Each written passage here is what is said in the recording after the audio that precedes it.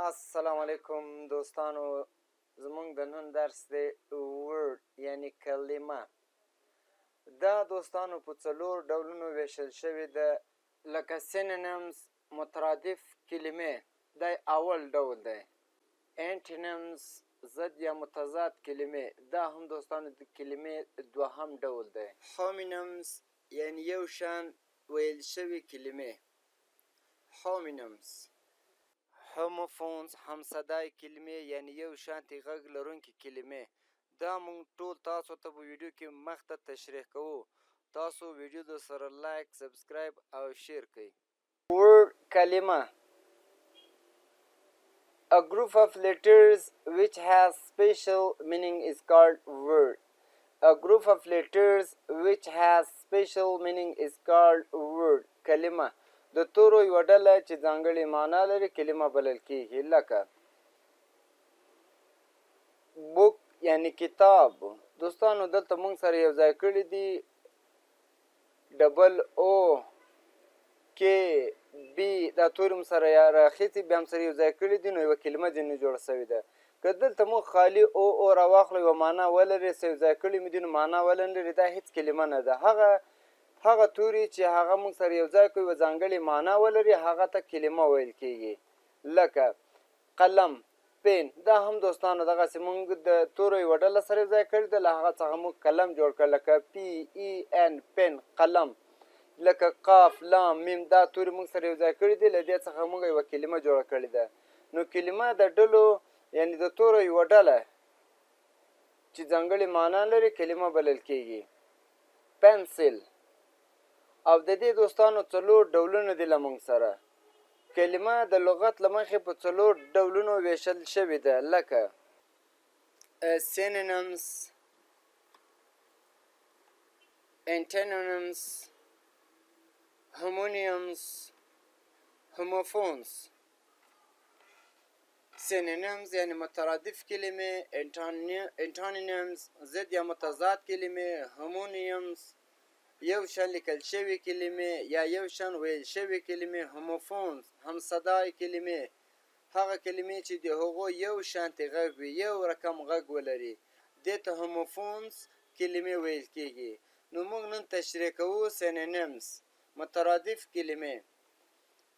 synonyms مترادف کلمې.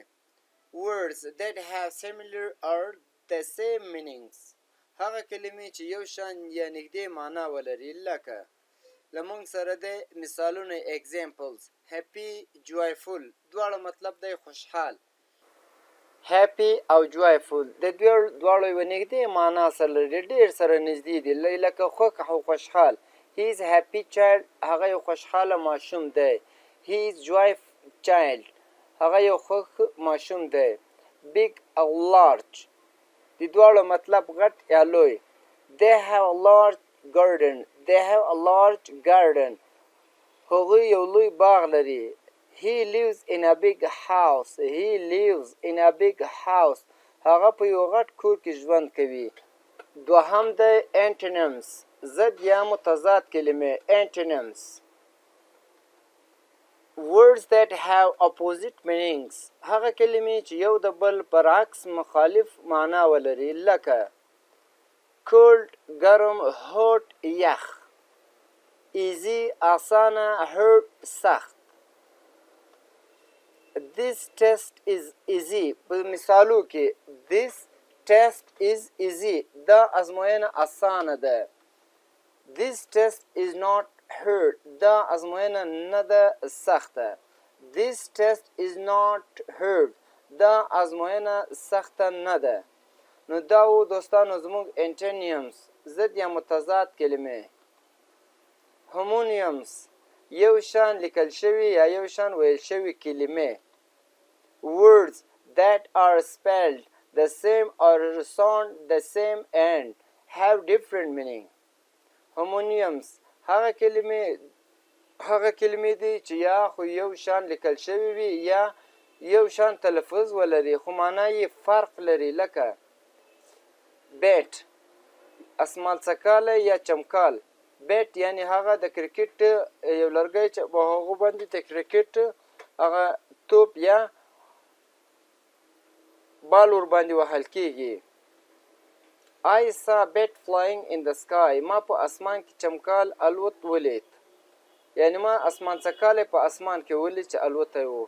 He hit the ball with the bat. هغه توپ د بیټ سره وواهه. نو دا و زموږ د homonyms. homophone همصدا کلمې هغه کلمې چې یو شانتې غږ ولري. Words that sound the same but have different meaning and spellings.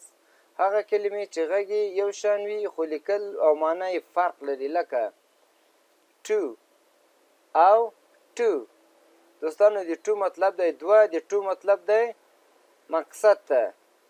لکه write صحیح، write لیکل، here اورېدل، here دلته، floor وړو، floor یعنی څلور، یا flower ګل.